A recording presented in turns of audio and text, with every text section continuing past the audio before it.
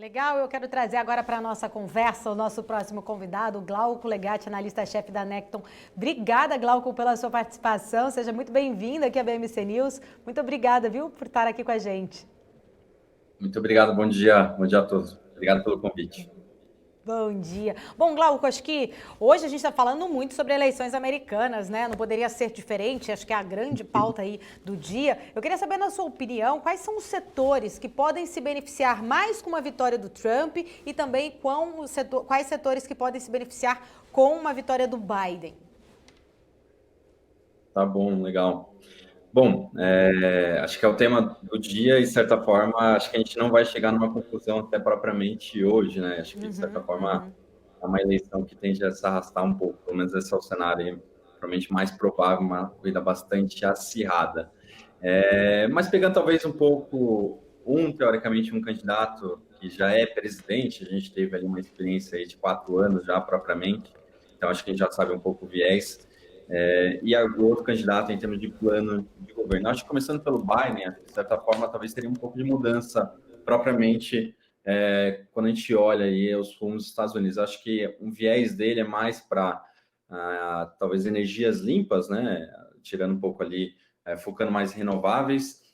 ESG como um todo, acho que empresas que têm um nível de sustentabilidade, governança, acho que são environment também, né? Como um todo, são empresas que tendem a se beneficiar mais.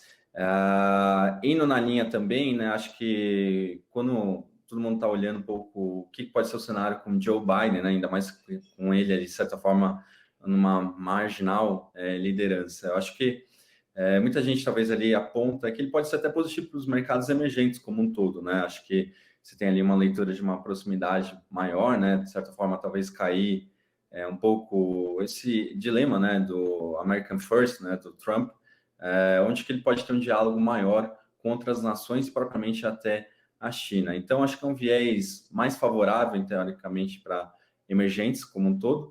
Isso também pode se refletir também em commodities, né? Então, acho que, apesar dele, de certa forma, não ser um grande defensor, talvez esse viés mais atualizado, né, de certa forma,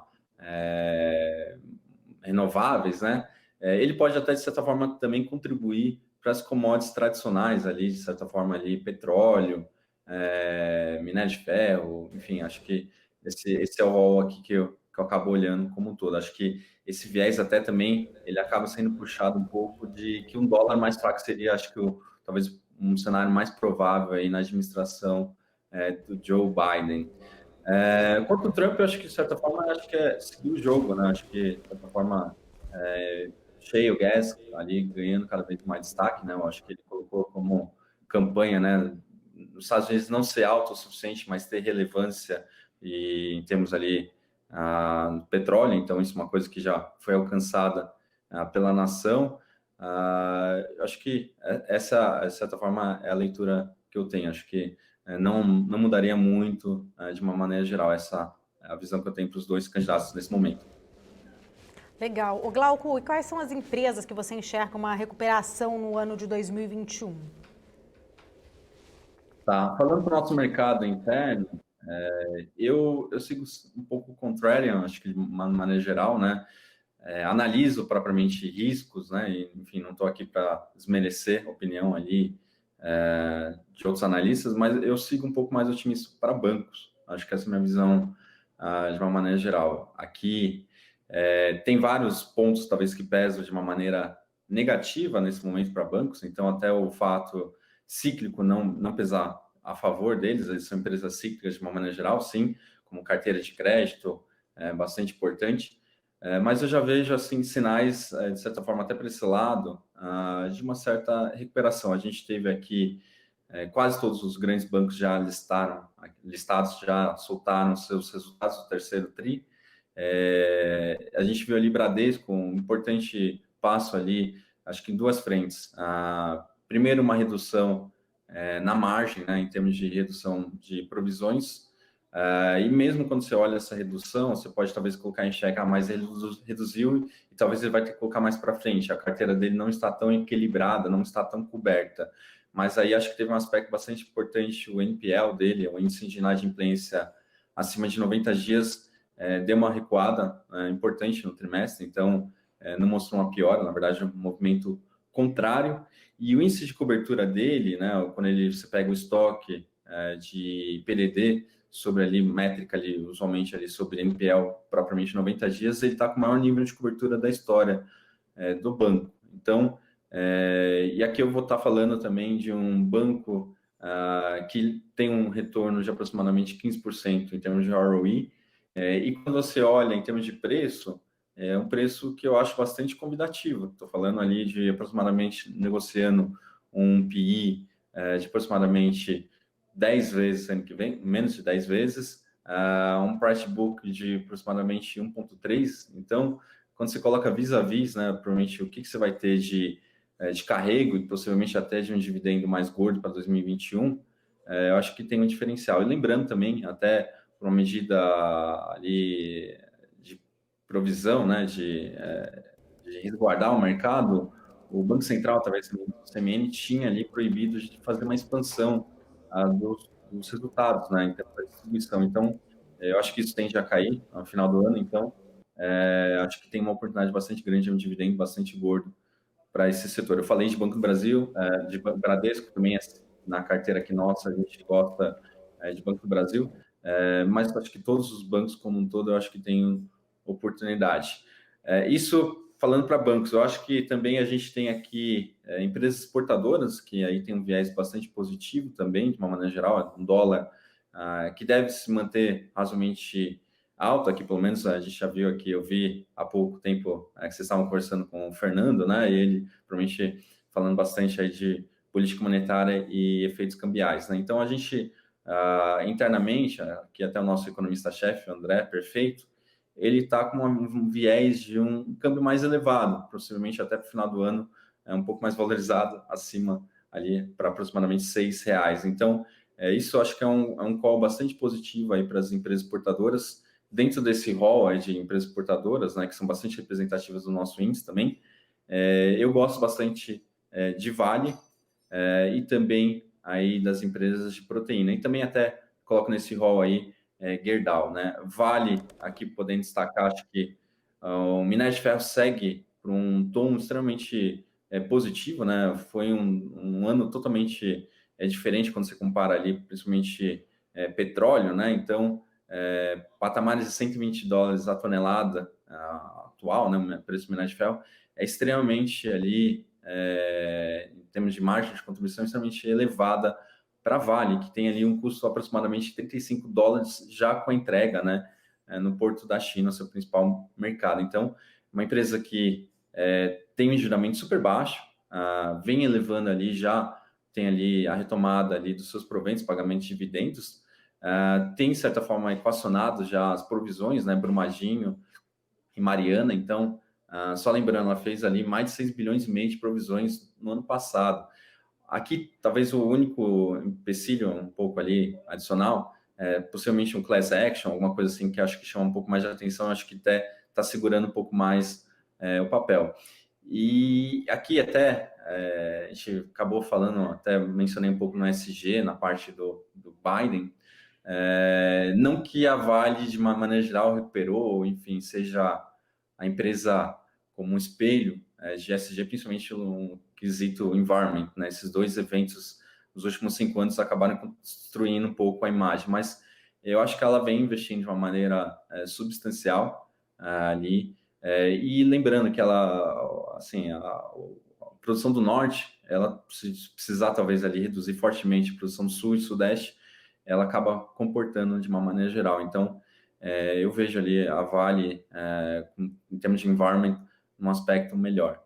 E proteína, acho que também ali a gente olha os valores bastante elevados também da commodity, efeito exportador, a gente tem ali uma vantagem competitiva muito boa aqui internamente em termos de produção. Então, essa é outro viés. E por último, né, que eu mencionei, Gerdau, eu sigo com um tom mais otimista aqui para o nosso mercado interno, principalmente atrelado ali, o principal produto dela, que é a aços longos, que propriamente é mais direcionado para a construção civil.